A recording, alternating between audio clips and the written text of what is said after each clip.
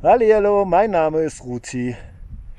Ich bin mit dem Motorrad derzeit in Peru unterwegs und eigentlich wollte ich heute in den Dschungel fahren, aber die Strecke hat mich erstmal richtig hochgeführt ins Gebirge, 4800 Meter hier. Ich weiß nicht, die Sonne scheint hier rein, aber schneebedeckte Berge. Die Route des wechselnden Klimas nennt es sich. Habe ich durch Zufall gefunden.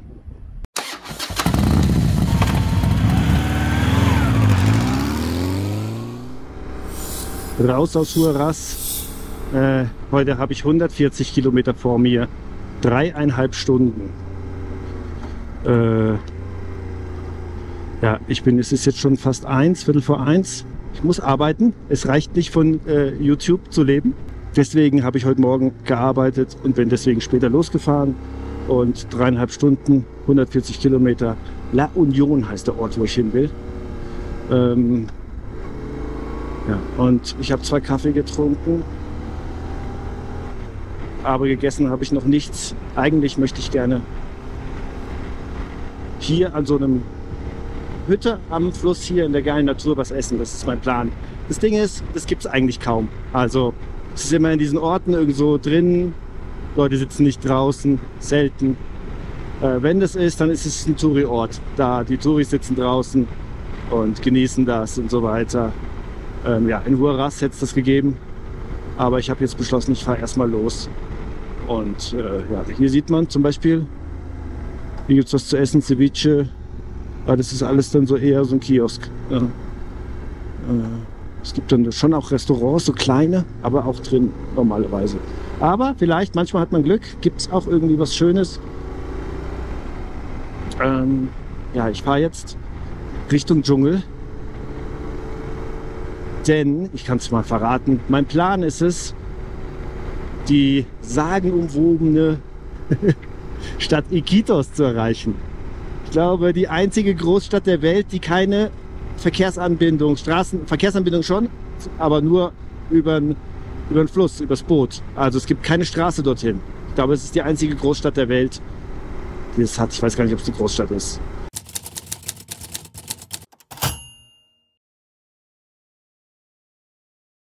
Ich hatte das schon in Chile gehört, vor einem Jahr, Iquitos. Und also, oh, da will ich auf jeden Fall hin. Ich fahre jetzt nach Pucallpa, das sind 17 Stunden Fahrt von hier. Reine Fahrzeit, laut Google.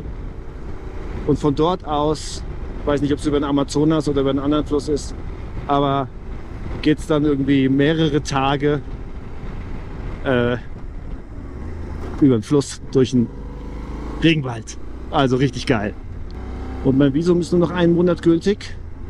Und ich weiß nicht genau mit dem Boot, wenn du da ankommst in Pucallpa, dann sagen die vielleicht, ah ja, fährt nur einmal die Woche oder so und dann ist eine Woche weg. Und das Boot fährt alleine, glaube ich, 6 Tage bis nach Iquitos.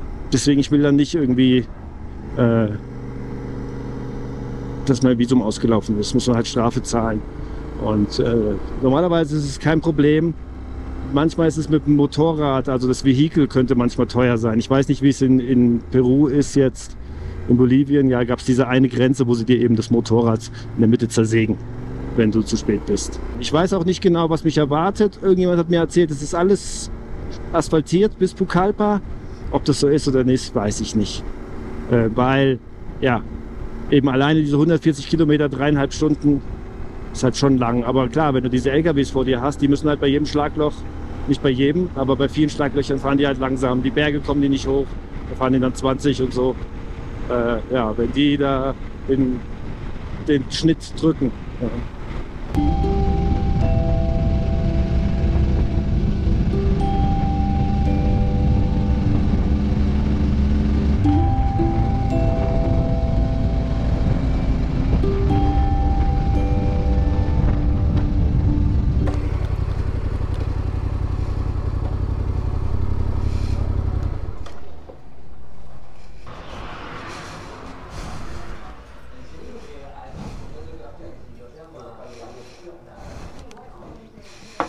Ja, die sitzen alle drin, wie ich es gesagt habe. Sitzt keiner freiwillig draußen. Ich habe als Hauptgang grüne Nudeln mit Hühnchen, das müsste Hühnchen sein, gewählt. Sieht gut aus.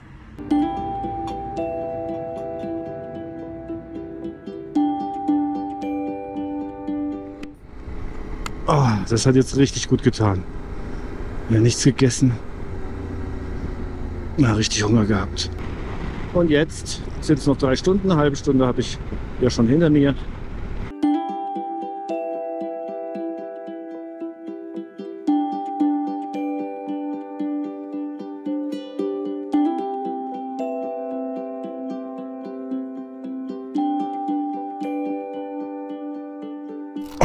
La Ruta del Cambio Climatico.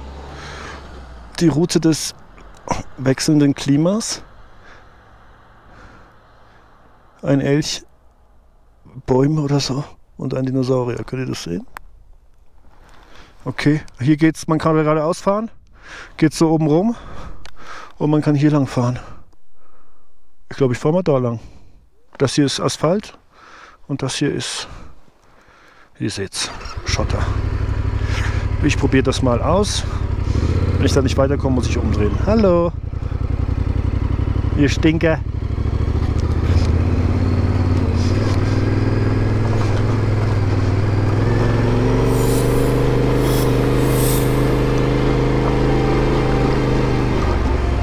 ...50 Kilometer, okay. Angeblich ist das 10 Minuten schneller hier. Ist halt viel kürzer, aber man fährt wahrscheinlich auch viel langsamer. Aber es ist natürlich auch viel schöner. Tendenziell müsste es bergab gehen. Ich meine, es geht hier auch bergab. Aber weit bergab. Weil der Dschungel liegt, glaube ich, eher im Tal und nicht auf dem Berg.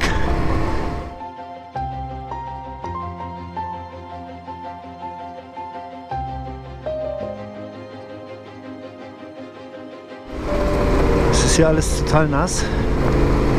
Ich weiß aber nicht, ob das Regen ist oder ich glaube eher, das ist so Flusslauf, der hier irgendwie über den Weg führt. Da hinten ist auf jeden Fall besseres Wetter. Hier sieht das Wetter auch nicht so gut aus. Wenn man es da ansieht. Ja, hier ist schon irgendwie Wasser.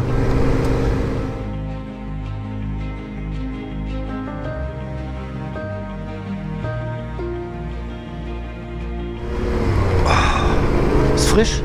Was haben wir denn hier? 13 Grad. Oh ja, bin ich doch wieder geklettert wahrscheinlich. Ich weiß es nicht. Es waren 19 Grad vorhin. Ich würde ja gerne die Drohne steigen lassen.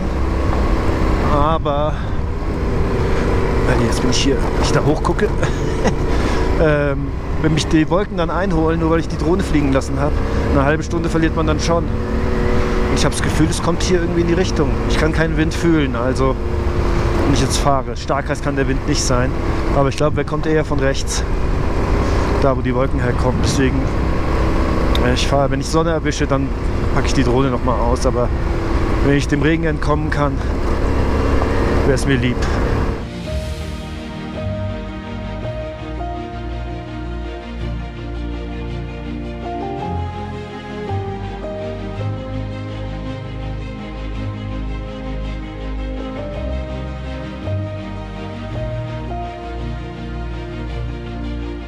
So, ich habe jetzt natürlich doch die Drohne fliegen lassen und prompt hat es angefangen zu regnen. Noch so leicht, also ich versuche dahin zu fliehen, der Wind kommt von hinten, also die Wolken verfolgen mich. Jetzt werden wir sehen, wer schneller ist. Bizarr, habe ich noch nie gesehen, was das ist. Das sind keine Hütten, was ich gedacht habe, sondern das sind irgendwelche Pflanzen. Sieht aus wie ausgedacht.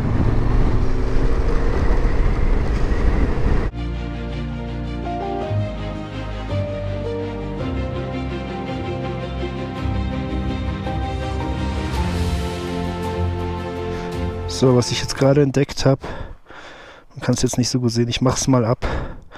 Wenn es drin ist, das Handy ist okay, aber mein Quadlock, die Hülle für Quadlock, das macht man hier dran, ne?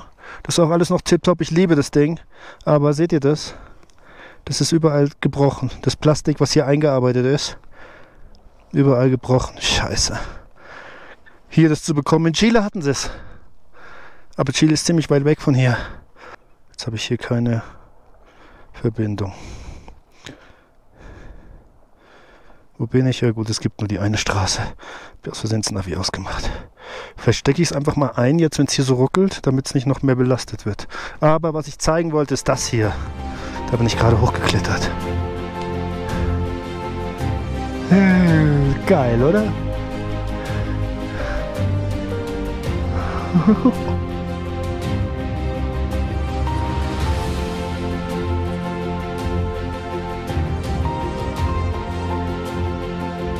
Ich bin so langsam, das ist unglaublich. Ich halte halt alle 3 Minuten an, weil guckt euch das an.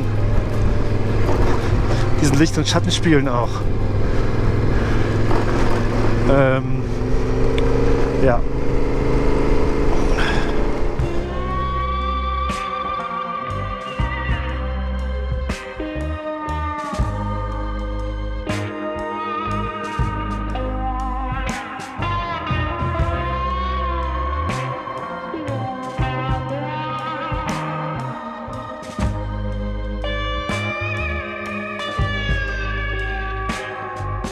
Ich habe hiervon noch nichts gehört, mir hat keiner davon erzählt.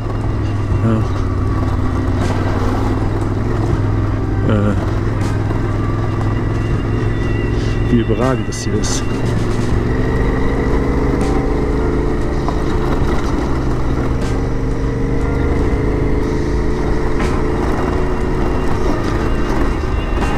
Aber diese Busse, das sind ja schon Touristenbusse, also es ist schon auch eine Attraktion zu sein. Aber ich darf jetzt auch nicht mehr zu viel rumtrödeln. Sonst, ihr kennt's, komme ich ins Dunkle. Da liegt jetzt richtig dick Schnee.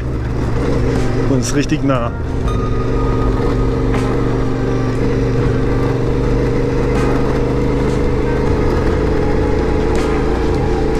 Ich habe mal geguckt, 4600 Meter ist die Höhe.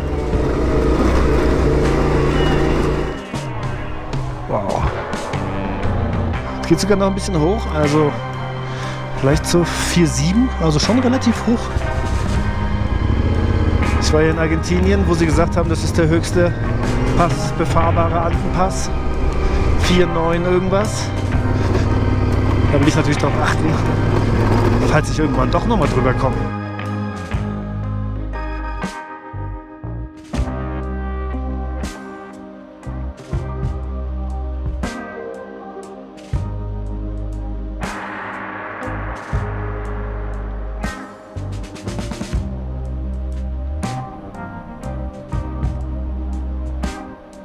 Also hier ist jetzt eine Abzweigung und das ist die große Straße, aber ich muss da lang, meiner Meinung nach. Pastoruri, da hab ich geguckt, Pastoruri ist ein Gletscher, Glaciar. Und auf der Karte ist auch ein Restaurant eingezeichnet. Ich glaube, ich fahre da kurz mal hin, ich habe über die Hälfte des Weges schon geschafft. Ich fahre mal ein paar Meter noch da hoch, vielleicht kann man da was sehen vom Gletscher. Oh ja, da ist der Gletscher.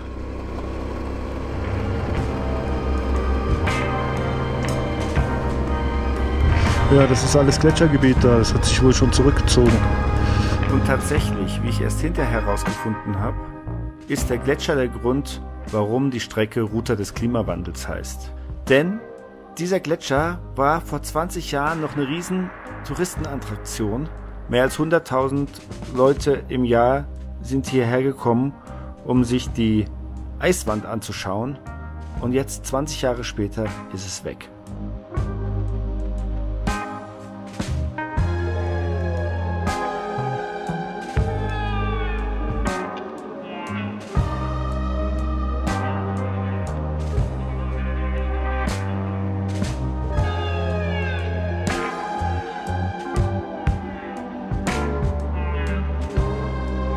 Geht immer noch höher.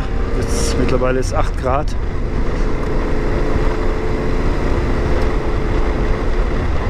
Ich dachte eigentlich, es müsste runtergehen. Aber vielleicht geht es jetzt auch. Ich meine, da sieht es jetzt noch nach Tal aus.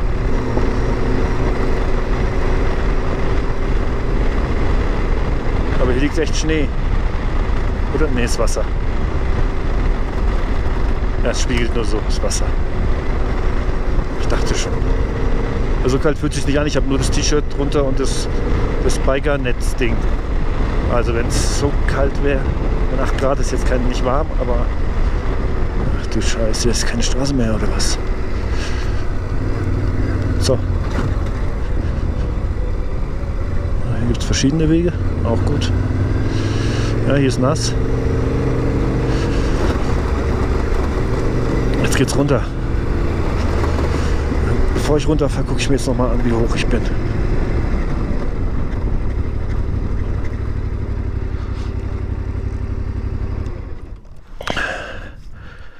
Ach so, ich habe das Handy eingesteckt, das ist natürlich immer unpraktisch. Osmond. Na? 4,8. Nochmal gucken. 4,8. 4,8. Okay. 4.800 Meter. Ist relativ hoch. Oh ja. Das ist schon ein bisschen mehr Abenteuerpiste jetzt.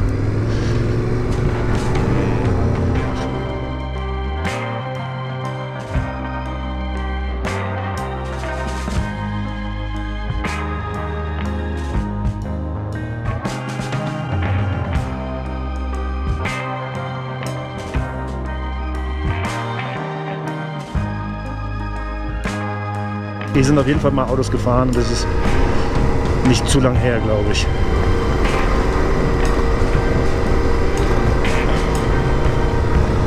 Aber das ist alles überragend.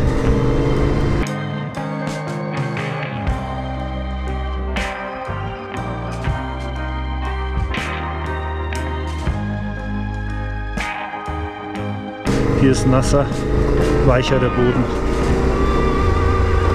Das ist auch so ein Sumpfmoos hier rechts von mir. Sumpfgebiet irgendwie.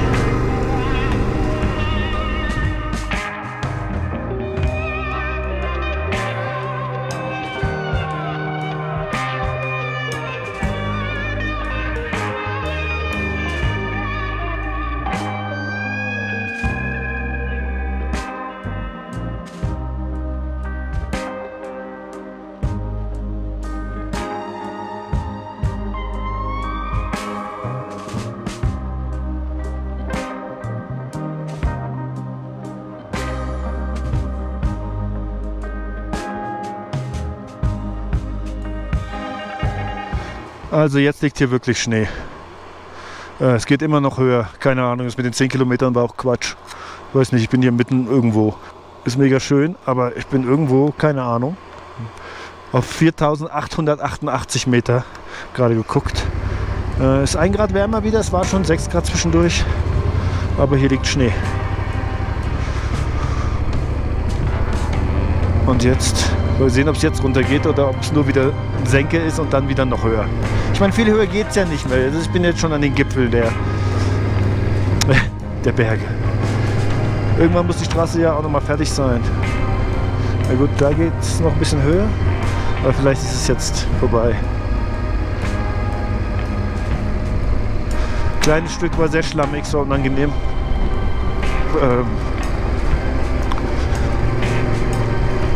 Aber sonst ist okay.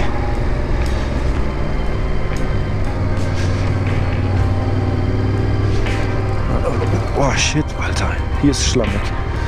Weil ich zu langsam bin. Mal ein bisschen aufstehen.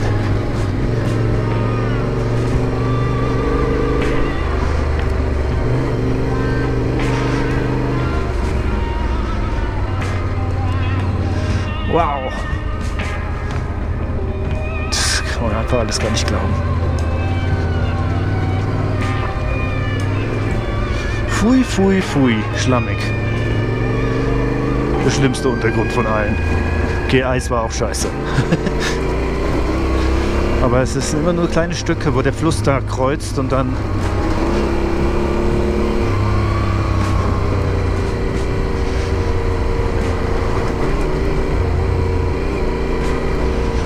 Okay. GoPro ist schon auch mehrere Male eingefroren.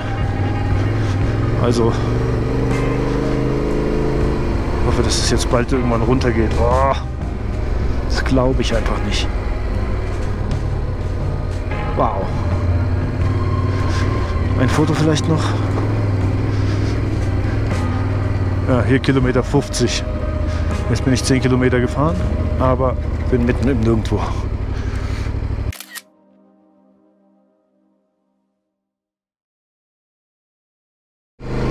Scheiße, es regnet. Seht ihr das in den Pfützen? Oh, das ist wirklich das Letzte, was ich gebrauchen kann. 4.900 Meter und es regnet. Toll. Aber es sieht nicht so aus. Ich sehe, es sieht aus, als würde ich da rausfahren. Aus dem Regen. Es sieht doch in den Pfützen schlimmer aus, als es sich anfühlt. Aber der Boden wird natürlich jetzt weich. Was unschön ist.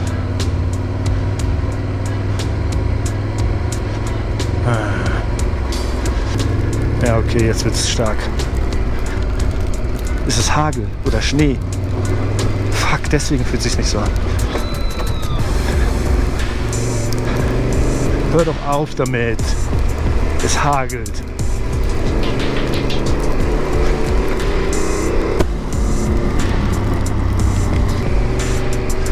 Jetzt hat es wenigstens wieder, also noch nicht aufgehört, aber weniger geworden, aber es ist sehr schlammig jetzt.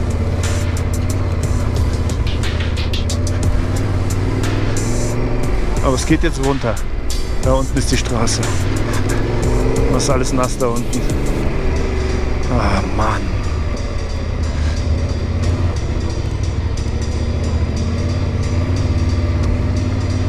Oh shit, was eine Strecke.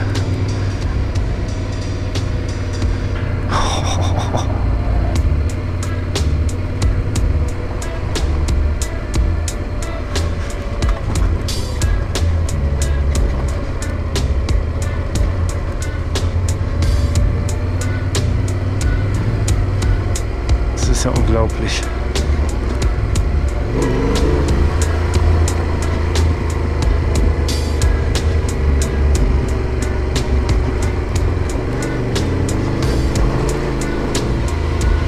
Wow. Das ist unglaublich. Ich bin hier auf, vielleicht steht es hier, 4,8 vielleicht immer noch oder so. Es ging ein bisschen runter.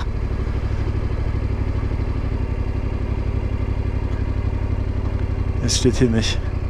Aber hier ist die normale Straße, die ich gekommen wäre. Glücklicher Weg. Wenn ich... da ging es wohl auch über den Pass rüber. War wohl auch eine coole Straße, aber asphaltiert. So, jetzt muss ich aber schauen. Ich glaube, ich muss links, oder? Kann nur links sein. Hier ein bisschen zur Seite. Ich habe gesehen, da sind Autos. Deswegen habe ich mich schon gewundert. Lastwagen, die können doch da gar nicht. Es war ja so eng an einer Stelle. Da kommt kein Auto. Oder ein Auto vielleicht gerade so, aber da kommt kein Lastwagen durch. Oh, holy shit. Jetzt werde ich das Bike umgeworfen. Hier auf dem Asphalt.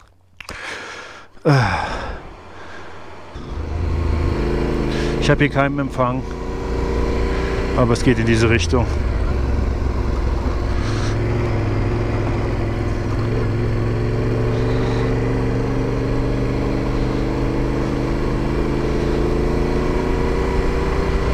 Weiß ich nicht, wie weit noch. Ist es fest? Ja.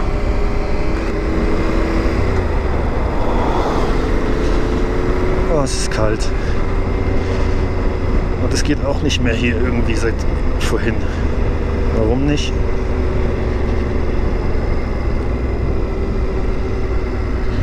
Keine Ahnung. So, jetzt geht hier das Internet wieder. Hier teilt sich nämlich die Straße. Da musste ich mal schauen. Und dann ging das Internet auch wieder. 1 Stunde steht hier. 37 Kilometer.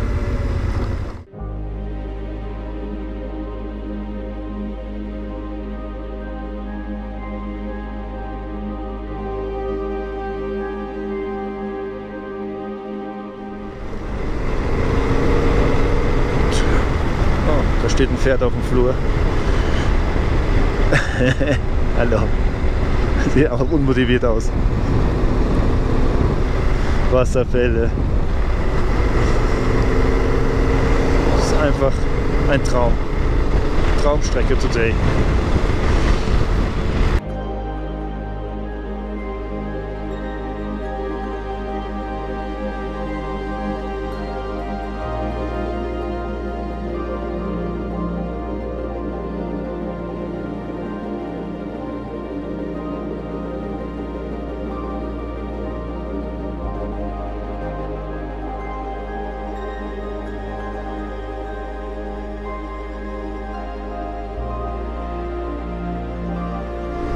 1000 Meter runter schon.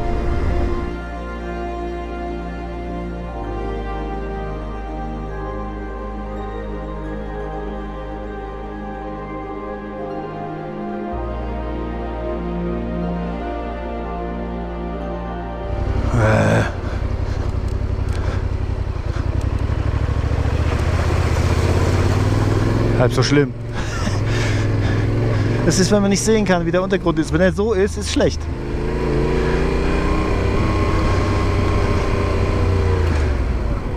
Aber ich hoffe, ihr seht das. Es wird dschungeliger, wie ich immer sage.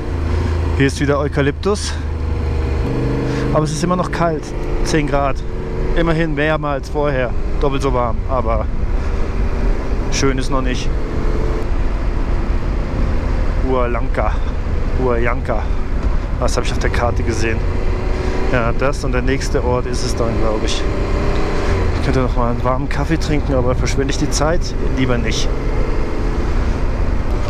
Also hier muss es richtig geregnet haben. Es ist richtig nass, der Boden.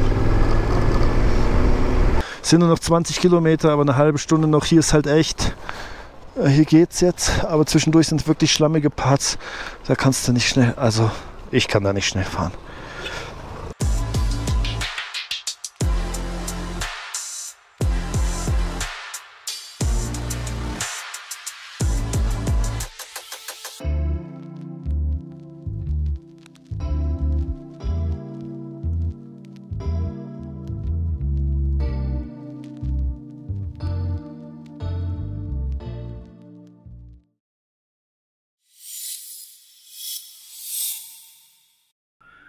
So, Hotelzimmer.